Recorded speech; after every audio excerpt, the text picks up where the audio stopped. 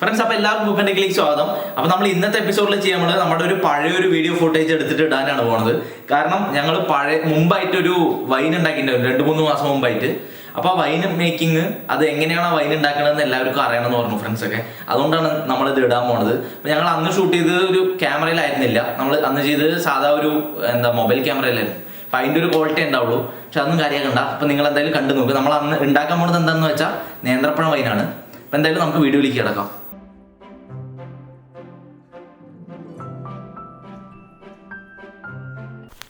അപ്പോൾ നമുക്ക് എങ്ങനെയാണ് നേന്ത്രപ്പഴ വൈൻ ഉണ്ടാക്കാൻ നോക്കാം.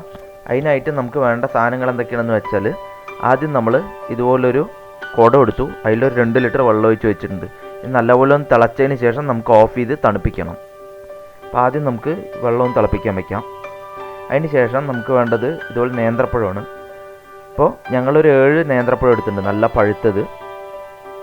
അതിന് ശേഷം ഈസ്റ്റ് എന്ന് പറയുമ്പോൾ ഇത് ബോൾസ് ആയിട്ടുള്ള ഈസ്റ്റാണ് ഞങ്ങൾ എടുത്തിരിക്കുന്നത്. പൊടി ഈസ്റ്റ് ആണെങ്കിലും കുഴപ്പമില്ല. അതിന് ശേഷം ഇതുപോലൊരു സ്പൂൺ എടുക്കുക. അപ്പോൾ ഈ സ്പൂണാണ് നമ്മൾ അളവിനെടുക്കുന്നത്. അതിന് ശേഷം പഞ്ചസാര എന്ന് പറയുമ്പോൾ ഒരു 500 ഗ്രാം ഞങ്ങളിപ്പോൾ എടുത്തിട്ടുണ്ട്. നിങ്ങൾക്ക് മധുരത്തിനനുസരിച്ചിട്ട് അളവിന് മാറ്റം വരുത്താം. ഇത്രയും സാധനങ്ങളാണ് നമ്മൾക്ക് ആവശ്യം. ഇനി നമുക്കിത് എങ്ങനെ ഉണ്ടാക്കാമെന്ന് നോക്കാം.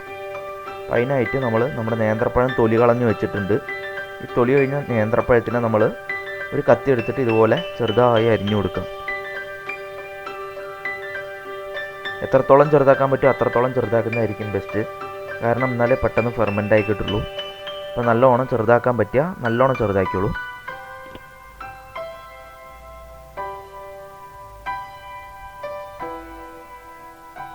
അപ്പോൾ ഏകദേശം നമ്മുടെ പഴം മൊത്തം മുറിച്ച് കഴിഞ്ഞിട്ടുണ്ട്.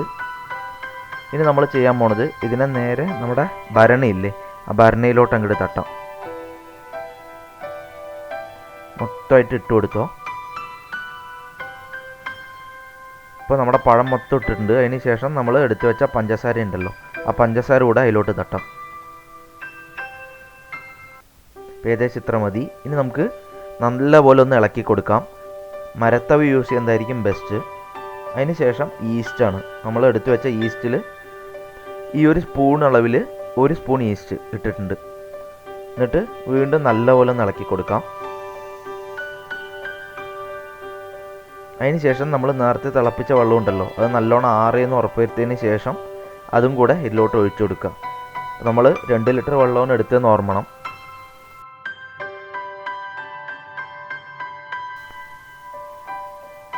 ഏകദേശം മതി എന്ന് തോന്നുകയാണെങ്കിൽ നമുക്ക് നേരെ നമ്മുടെ അടപ്പെടുത്തിട്ട് ഇനി ഇത് അടച്ചു വയ്ക്കാം.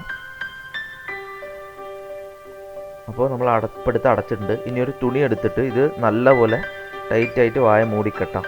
എന്തിനാണെന്ന് വെച്ചാൽ എയർ ടൈറ്റ് ആക്കാനാണ്. എന്നാൽ മാത്രമേ ഫെർമെൻറ്റേഷൻ ക്ലിയർ ആയിട്ട് നടക്കുള്ളൂ. പിന്നെ ശേഷം നമ്മൾ ചെയ്യേണ്ടത് അടുത്ത 10 ദിവസത്തിന് ഇത് സെയിം ടൈമിൽ തുറക്കുക. എന്നിട്ട് ഒരു മരത്തവി വെച്ചിട്ട് സെയിം ഡയറക്ഷനിൽ ഇളക്കി കൊടുക്കുക. ഒരു 10 ദിവസം ഇങ്ങനെ ചെയ്യണം. അത് കഴിഞ്ഞിട്ട് 10ാമത്തെ ദിവസം കഴിഞ്ഞിട്ട് എന്താ ചെയ്യേണ്ടതെന്നുള്ളത് നമുക്ക് നോക്കാം.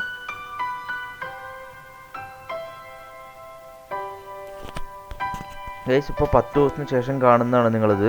10 ദിവസത്തിന് ശേഷം നമ്മൾ ഈ പ്രോസസ്സാണ് ചെയ്യുക. അതായത് ഫിൽട്ടർ ചെയ്യും അതിനെ. അപ്പോൾ ഭരണിയിലുണ്ടായിരുന്നത് നമ്മൾ മൊത്തം എടുത്തിട്ട് നല്ലപോലെ ഒന്ന് ഫിൽട്ടർ ചെയ്തെടുക്കാം.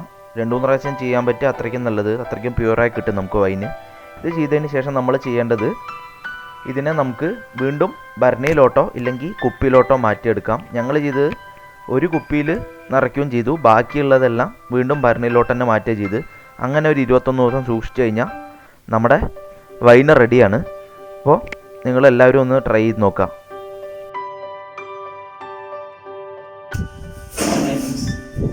അപ്പോൾ നമ്മുടെ അന്നത്തെ പരിപാടി, അന്നത്തെ കെട്ടിവെക്കലും കാര്യങ്ങളൊക്കെ കഴിഞ്ഞിട്ട് ഇപ്പോൾ 3 ആഴ്ച കഴിഞ്ഞു.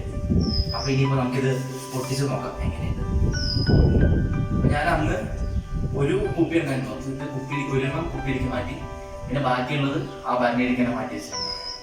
അപ്പോൾ ഇത് നമുക്ക് നോക്കാം. അത്യാവശ്യം ടൈറ്റ് ആയിട്ടുണ്ട്. നല്ല മണമൊക്കെ വരുന്നുണ്ട് കേട്ടോ. അപ്പോൾ നമുക്കിതൊന്ന് ഒഴിച്ചിട്ട് ടേസ്റ്റ് ചെയ്ത് നോക്കാം.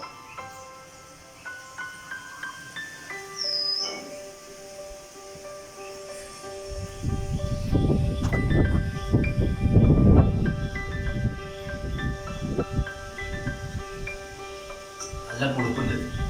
നമ്മൾ നേന്ത്രപ്പഴമായതുകൊണ്ടാണ് നേന്ത്രപ്പഴത്തിന് നല്ല പുളിപ്പും അത്യാവശ്യം നല്ലൊരു ഇതൊക്കെ ഒക്കെ ഉണ്ട്, നല്ല വീര്യം ഉണ്ട്.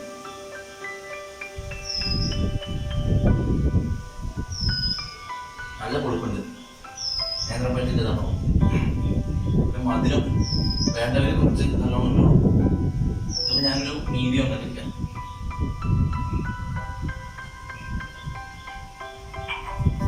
ഇതുപോലെ തന്നെ നമുക്ക് ഏകദേശം എല്ലാ ഫ്രൂട്ട്സിലും ഉണ്ടാക്കുന്നതാണ്.